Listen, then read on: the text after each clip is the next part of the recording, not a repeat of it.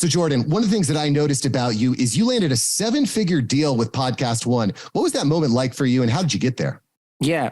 It's anticlimactic. I love Podcast One. Don't get me wrong. Great fan. The people who work there, I love them. I've been with them for a long, long, long time. It was fine getting the deal. I was like, hey, cool, 7-figure deal. That's nice. I find that now that I have money, I don't really care about it, which is a good realization to have. But I think if you have it at the wrong time in your life, it can screw you up. So you ever hear about Olympians who get really depressed when they win the gold medal and then they're like, oh, that's it, huh? That's all. And then they get super, super depressed. And it's like, you won the gold medal. Your life's dream is realized. And they're like, yeah, but I'm not a different person, which is like what I thought would happen. So I knew that would happen because I've had those conversations with Olympians or business people on the Jordan Harbinger Show. And I was like, as soon as I sign this and the pressure is over, I'm not probably actually going to care that much. And I signed it. And I think probably took my wife out to dinner and I was like, that's it. This is it. There's not going to be any fireworks after this. We're just going to go home and turn on Netflix and change diapers like we did the day before. And that was true. Well, I don't think we had kids then, but that was true. And I think if you're prepared for that, that's really good. But if you're not prepared for that, that's really bad. And I know a lot of people that have sold their business and they're like, yeah, I got $190 million. And I'm like, cool, what are you going to do? And they're like, oh shit, I don't know. And then they buy a big ass house and then they go skiing every weekend and they travel around the world and they meet tons of girls online. And then they're like, so anybody want to start another business or something? Cause like, I'm bored as hell. And that's it. It's about the journey, right? The journey is what makes things exciting, and I definitely find excitement in those daily type of wins and the daily losses, the daily failures. But so for you to not be really stoked and really excited and like, woo, we're going to the moon after landing $1 million plus deal with Podcast One, that to me tells me that you're probably already making a little bit of cheddar before that. Yeah, right? I think when I first got this sort of 7-figure deal, the way podcasting works is you start and you make nothing. And then that's usually where people end. But we started to ramp up and make money. And like the first year we made X, then we made 2X the next year, 4X the year after that. So we doubled. And then I think we came close to doubling again. And then it was like, let's sign $1 million deal. And it was like, okay, but we'd already made whatever million before. And what's funny about podcasting is you're talking about a guarantee. So when Joe Rogan signs a $200 million deal, that's more money than he's ever seen in his life. But when most podcasters sign a deal, it's not a windfall. It's actually a fraction of what their show has earned previously, except now it's guaranteed. And it sounds really impressive because it's like, yeah, Podcast One, they bought Jordan's show. Essentially, they licensed the ad sales for 2 years. It's a huge deal. Jordan must be on the moon. And it's like, well, actually, they're only guaranteeing, 60% or something of what I made previously. So there's no risk for them other than unless I don't perform, in which case the deal's terminated anyways. So really it's like, cool, you just got an insurance policy on your show revenue, but you're not now making 3 times more than you were last year. You might even make less. Because you'd already proven the concept by going out, finding your own sponsors for your show, right? Because sponsorship is your model. That's your model of income generation, right? So how did you land your first sponsor? So, yeah, interestingly enough, what happened was, years and years and years ago, and this probably doesn't count, I would go out and pitch them and be like, here's this really niche show. You should give us money. Here's why it'll work. And they were like, all right, I'll take a flyer on you. You're a nice guy, or we're friends, whatever. And they would do that. We'd put up ads and we'd do ad reads. But real sponsorship, I started to go, hey, I have a show that's worth monetizing. What's going on here? I went to every network. Nobody cared. They were all interested in like celebrity driven shows. This is years and years ago. And it was kind of, the wisdom was really, unless you're Mark Maron, nobody cares about your interviews. And if you're like a certain kind of show, tech celebrity, ideally, like if you're a guy who's on, what were those channels that was like tech channel, like Olivia Munn was on this channel. I can't remember the name of the channel. She was on this channel. Like those people would do podcasts and they would get sponsors. I didn't get anything. So I went to a network called Midroll, which is now Stitcher Midroll. And I talked to a guy there and I said, hey, man, I know I'm not big enough for you to sell ads in my show, which actually is BS. They just weren't interested. What I would love is if you sold ads on my show, and instead of paying me cash, you gave me retail store credit that I could spend on ads on your network. And they were like, great, because now they're selling retail for me and they're proving that they can sell my show. That was my angle. But they don't ever have to pay me. They just give me unsold inventory in other shows. And they probably have to pay the creator, but they're only paying the creator like 60%, right? They're paying what the creator's share is. So they're arbitraging my payment from the agency, and on the other side, they're not paying the creator the full amount for that. So they're like making double the money off of every ad that they put on my show. And I knew that they would say yes to that. And of course, they did say yes to that. So I had them sell it for a long time. And then I was like, okay, I'm leaving. And they're like, whoa, you're really profitable. We'll give you cash. And I was like, well, now you're competing against Podcast One and these other guys. And the thing was, if you go to a network and you're like, hi, can you monetize me? They're like, well, we're going to take your lunch because you are desperate and you have no proof of concept. But instead I went, Midroll's been selling me, and this is what they sold in my show last year, and they weren't even trying. And the Podcast One's like, we can do way better than that. We could probably sell 80% of your ad inventory, not 40 or 50 or whatever it was. And your CPM is going to be this. And I'm like, okay, well, you're competing against Midroll. And so I just played them off of each other after that. And I got a really good deal from Podcast One. And I stayed there for 7 years. And so each deal with Podcast One has just gotten progressively larger. Okay. So you said something here that I think is actually really fascinating, right? Because when you got the deal with Midroll, you weren't actually taking a cash for the ad read.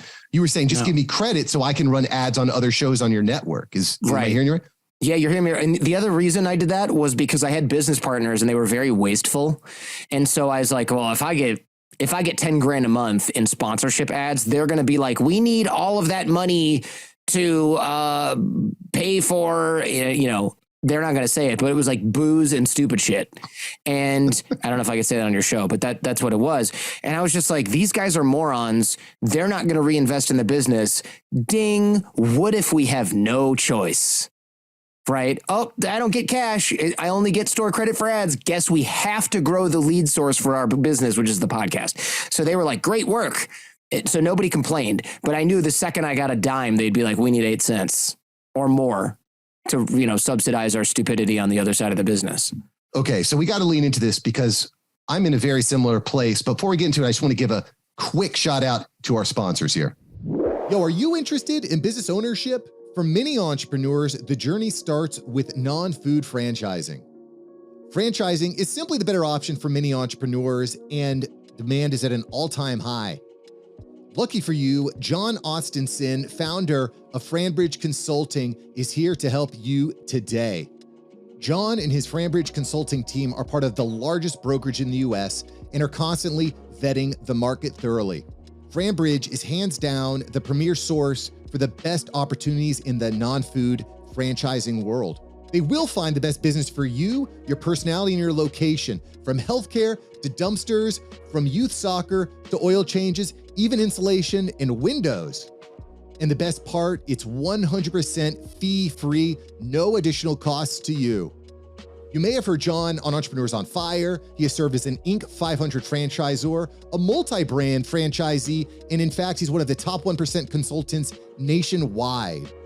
Listen, sign up for a free consultation with the CEO, John, today, not his assistant, not his sales team. Sign up for free with John today at franbridgeconsulting.com. That's franbridgeconsulting.com. And guess what? He's even going to send you a copy of his book for free, Non-Food Franchising. For free book. You got to love it. So go to franbridgeconsulting.com right now. All right, let's get into the episode. So Jordan, you're taking all the money that you're bringing in from the ads are basically going right out the door, right? Yeah. Which is kind of where I'm at in my business. Every dollar that I make from advertisements goes right back into growing the show, bringing more people and bringing more listeners in. So I think that brings me to the question of where is the best place? Where are the places that we should actually be spending our dollars to bring more traffic to our shows, because the more traffic we have on our shows, the more we can get from advertisers, which means the more we can spend for more listeners and so on and so forth. So where should we be actually spending those ad dollars? Well, it's tough. Obviously, the best place to find podcast listeners is on other podcasts. The problem is it's really expensive, and you have retention issues and you have attribution issues. But backing up, I think where most people miss the point is people try and spend a lot on ads, and maybe that works for blogs and, sales copy led sites or video sales letters or whatever it was back in the day where you just drive cold traffic to it. The problem is now people drive to add traffic to media, and the media isn't that good. And so the problem is it's like going to a well to get water, but the bucket you're holding has holes drilled into the bottom. You can make 50 trips and you'll get some water, but like your time would be better spent plugging the holes in the freaking bucket first, then going to get the water. But people don't want to do that because scaling is exciting and it's fun to sort of wheel and deal and watch your stuff grow and spend the money and see the impressions and all that stuff. But the truth is retention is the real game. Because if you're losing 90% of the people that come, and that's not far, that's not like, 90%, no one loses that. I bet most people lose over 90% of people that they send cold to a piece of media.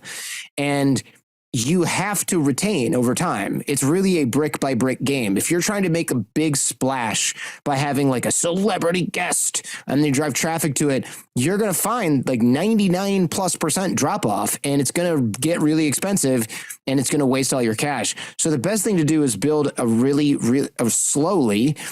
really, really big show by showing people that everything you do is good. And you can't really shortcut that process. You can't really short circuit that process. The only way to do that would be to have really, really good sort of celebrity endorsements and lots of them. Like if your plan is for media is going on Joe Rogan 6 times, that's going to work for you. But that's not a sort of repeatable, scalable strategy for pretty much anyone. So you have to build really good quality stuff. If you're not going to have Oprah being like, this book is amazing and changed my life, like that'll make your career, but you can't really bank on that. And most people try to replace that with media buys, and it doesn't work. That's a good point. Well, and I think that by the time you get that Oprah moment, it's the same thing with your big deal with Podcast One, right? It's been all those little micro transactions that have gone through during that time to get to that point. And, when I think about what really substantiates a great podcast, like what is the common denominator of a great podcast? It's generally the idea that, hey, when I listen, it's going to solve my problem. I have a problem. I listen to the podcast. It's going to help solve my problem.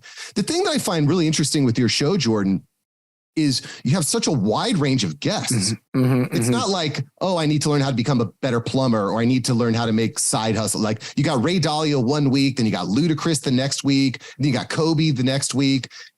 Like, is that even possible to do anymore, to have that kind of variety of guests? Like, where's the common denominator? No, it's not a good idea. My show would be far easier to grow if I was just like the AI show or the show where we talk shit about China, like that. I do plenty of that too, but the Communist Party, to be clear, but like you can't really do that. You can't really have variety until you've built trust with a large number of people. So what happens is I have my audience, community, reputation, brand, whatever, in many ways speaks a lot for itself. And other shows that have that are like Joe Rogan, Lex Friedman, really big podcast, Mark Maron can do it. The reason that works is people go, what is this on the Jordan Harbinger Show feed? This is a radical departure from this other thing that he's usually had. Oh, well, I've listened for long enough, or the show's been around long enough that I'll give it a shot, or the show comes highly recommended enough that I'll give it a shot. But it's not a good idea to not niche down. You really should niche down and have something where it's like, this is a show about generating income while you still have your day job. That's much better, clear value proposition. And the reason that's important is because then you can, for your target audience is really clear, et cetera. My target audience is like everybody who listens to podcasts, who has half a brain. Like that's a big ass audience. People who like really good stories, stuff like that. That's a problem. Okay. It's a really big problem. I would grow a lot faster if I had less diverse interests and focused only on a narrow scope. That said, I might also plateau at a certain number of X million listeners a month because it's too narrow. So you really have to be careful. Big, wide variety of guests really only works for really big shows that have a trusted host. I've been doing this for 16 years. Larry King was doing this for, I don't know, like 50, 70 years or however long that guy was on the air. They can get away with it. Right. But now it's not really a good idea. I wouldn't advise that for a new show to be like, yeah, just talk to whoever's interesting. Cool. You and everyone else. What makes you different? And people will say, well, what makes you different, Jordan? Not really. I mean, look, I can say various things, but not really anything. The difference is I have hundreds of thousands of people telling their friends like, oh, you've got to check out this episode that Jordan did with this thing. So I've got that engine in there already. And then when people look at my feed, they're like, oh, I'm not interested in that, but wow, there's so much here. Look at all these other interesting things. I get that sort of credibility play. I get the extra 10 seconds of someone's attention for that reason. Why is this podcast so highly rated? What do people know that I don't? If you have 4 episodes and 2 reviews, you don't get that. You don't get that benefit of the doubt. It doesn't exist for you. So you have to earn that. And it took me probably a decade, you know what I mean, to do that. Well, the proof is definitely in the pudding. And when I also think about this concept, right? Because I'm kind of the same way. Like I'll listen to Rogan. I'll listen to like 1 out of 10 episodes because it's an interesting person. It's a person that's interesting to me. And Rogan's putting out, maybe 3, 4, maybe 5 episodes a week. You're putting out a ton of content also, right? But one of the things that I find when I reach out to big celebrity type entrepreneurs, there's people I'm hunting down and I'm going to get you. You just wait. I'm going to find you. But one of the questions that they always ask is, who else have you had on your show? And I've had some big guests. I had this guy, Jordan Harbinger, you might know him, Pat Flynn, Chris Doe, David Meltzer. I've had a lot of big, Jasmine Star, a lot of great guests. But this kind of shifted me to this idea, this thought of the actual cash flow that's happening behind the scenes, right? I make a good amount of money, guests paying to come on the show, right? Guest sponsorships.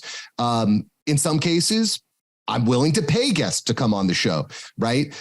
So I'm just kind of wondering, what are your thoughts on this infrastructure? Like, should we be paying guests to come on our podcasts, or should we be asking guests to pay to be coming on our podcast?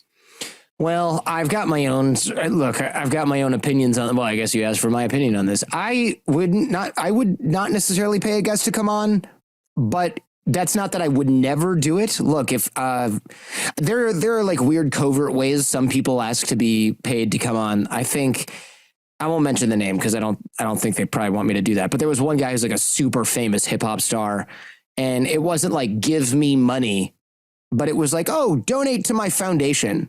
And I was like, okay, but how much? And they were like, oh, whatever. And I was like, how about 5 G's? And they were like, and I was like, so you obviously don't just want a donation. You want a donation that's like, damn, that was a chunk of change. Fine, I'll do your stupid podcast. And we were going back and forth. And it didn't work out because I finally got to the number and they're like, it's an hour. What? No, how about 20 minutes? And I was like, you knew it was an hour to begin with. This is ridiculous. And I just bailed. But because I got to get a show out of it. Right. And a lot of these, so there's that, but I don't really need the credibility play. That was more like talk to a super famous person that's super interesting that you really like and have for your whole life and like get a story out of them and bucket list thing, check it off, money goes to charity, tax write-off, etc. That's different.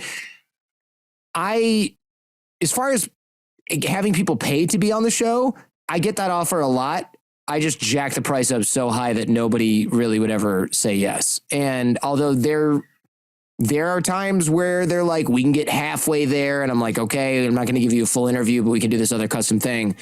And some of this is, I don't think a secret. I did something for Dell and they're like, yeah, do this custom episode. And it was like sponsored content and it was very lucrative. I did something for AT&T where I was on a TV commercial with them and a bunch of other folks, went on Instagram, did some other audio stuff with them. Fine. The point where it gets blurry / sketchy is if like they don't want you to know, they don't want you to tell anyone that it's sponsored content, but they're paying you. And then it's like, well, I'm paying you. So the focus has to be me shilling my new vitamin mix. And it's like, I don't love this. And the reason I don't love this is because it's well, one, it's an FTC violation, period. It's against the law. But 2, you're asking me to like pretend I'm really interested and endorse something for money but not disclose to my audience that I'm doing that. And so you have to be really careful, because you have to, if you were going to get paid to have somebody on, you should have wanted that person on, even if they weren't going to pay you. And you're just like, great, also got paid. But making that decision is almost impossible, right? It's almost like, would I have this person on if I weren't getting paid? Well, how are you going to answer that honestly when there's a check in front of you? And it's very tough. But to that point, I do find that it's a really good filtering tool. Like if someone's willing to pay a few $100 to be on your show, it's because they have something legitimate to say, because I get hit up so much. Like even today, I think I got a half dozen requests to come on the show, so I'm trying to sort out like because what I would typically do is say, hey, go fill out this form and I'm never going to look at it. See you later. And then one day someone's like, what if I give you $50? And that turned into 100 into 200 and so, yeah. But is it that they have something to say? I mean, they're certainly going to say something, but is it that it's a high quality thing? That's up for debate. I mean, I wouldn't say that just because somebody has $25,000 that they have something to say. Like, okay, if you give me $100,000, I'll probably have you on my show. I have to disclose that, but I'll probably do it. So, all right. Does that mean your message is more valuable than the person who didn't pay to come on? I don't know about that. I don't even think it's equally valuable. I think it's probably less valuable because you're just commercializing it. It's going to be like something about the future of high-speed internet, right? It's not going to be like. Well, maybe it depends on the space, right? Because I'm in the entrepreneurial space, right? And if someone's willing to pay, let's say $500 to be on the show, because they have a good business that works, they have a marketing budget, and they actually understand the value of being on the podcast. Do you know what I mean? Yeah. Do they have a marketing budget? Yes. Lots of people have marketing budgets that are terrible. Look at Herbalife. That's fair. Cool. Well, listen, before I let you go here, Jordan, I got to get to some rapid fire. You ready, bro? I'm ready. Ready? I hope so. What's more important, intellect or humor? Humor. Look at all the dumb comedians. They're doing fine. What's the most underrated book? Oh, God. Underrated book. God. All I can think of are overrated books now, not underrated books. You know what? I really don't know. I don't know. What's your favorite book that you've recently read? I read so many books. Let me think. I read like 2 books a week for the show. Good Lord. What's the last? I have to look this up. I don't even remember. Once it's in my head, or once I'm done with the show, it's out of my head pretty much immediately. I read a book on microplastics. It was really interesting. Microplastics and how they're everywhere from the bottom of the Mariana Trench all the way in the air, the water. You're basically ingesting them. You're breathing them in right now. Nanoplastics, anyways. It was called A Poison Like No Other. Well, that's terrifying. How do you read so fast? 2 books a week that's at least audio, man. Cruising. Audio while just taking notes, in front of the computer. And I can go really fast if I'm focused on it. Dig it. Who's a guest that really surprised you? Really surprised me. Most guests really surprise me. I would say in some way. Nita Farahani. She's Iranian. She's American. She's Iranian. She teaches at Duke, and she talks about ethical legal stuff with emerging technology. And basically, social media companies are going to be able to read our actual thoughts in like a few years. They already can read some of our thoughts using devices, and soon they'll be able to do it remotely, which is friggin' terrifying. And well, everyone will, governments and everything, but social media companies are on the forefront of this, which is like, if you wanted to pick some company or industry that was on the forefront of this, the last one you would want is social media companies. And those are the ones that are investing in all this, which sucks. No kidding. Like the suicide rates in young children are up tremendously. And yeah. Granted, I don't want the government to be able to read my thoughts, the police of an authoritarian state like China or Iran. That's worse. Coming in second is Facebook. Right. That's it. TikTok. Those are the ones I don't want in my brain. I don't even want them on my phone. Crazy world. What's the scariest movie you've ever seen? Oh man. Scariest movie I've ever seen? I watch those horror movies. They're always really stupid. I don't think I've seen a movie that's actually, and stuff startles you. I hate that. I feel like that's amateur hour. You know, like, okay, you're going to make me jump because you jump cut to something. Fine. Something that's scary would have to be like a psychological thriller that's really calm. Probably some Black Mirror episode freaked me out more than any horror movie. I can't think of it though. They'll tell you that microplastic book freaked me out, and I haven't even read it yet. If you could sit next to anyone on a plane, who would you sit next to? So we're talking. That's the idea, right? It's not just I sitting next to someone who's mute so I can relax. That would be the first person who's answered that way. Yeah. I talk to people all day, man. I just want somebody who can't physically talk. That's what I want. Somebody who can't make any noise. Maybe they're actually dead. That would be okay with me, I think. That's pretty amazing. So let me reframe the question. So I don't have to go to ChatGPT, but fine. Who's one person that you haven't had on your show, the Jordan Harbinger Show, that you'd really like to have on the Jordan Harbinger Show? Ooh, yeah. There's so many brilliant people. My guest list is a mile high. Do they have to tell the truth? That's always the question, because I would love to talk to Vladimir Putin, but he's just going to blow sunshine up my ass and not ever say anything substantive because he's a lying, murderous piece of crap. Right. So but if it's like, nope, I'm going to tell you everything you want to know with no filter, then I want like Vladimir Putin on, and I want to hear from him, and I want the truth. I don't want the political nonsense, and I want it in English because I don't speak Russian. So there's that. That is it. That is a cool answer. Everybody comes up with a celebrity or something, but the problem is you're like Will Smith. He's gonna come on and give you talking points. He's not gonna be like, ask me anything. He's gonna be like, ask me anything, and I will answer about my next movie and when it comes out. Brilliant. That's the problem. Final question here for you: if you had 10 seconds with yourself 10 years ago, what would you say? Ooh. You'll be fine. You'll be fine. I've spent a lot of time worrying about not being fine. Guess what? I'm fine. Boom. Solid. Thanks, Jordan. I appreciate you, brother, man. You got it, guys. Thank you for having me on. I appreciate it.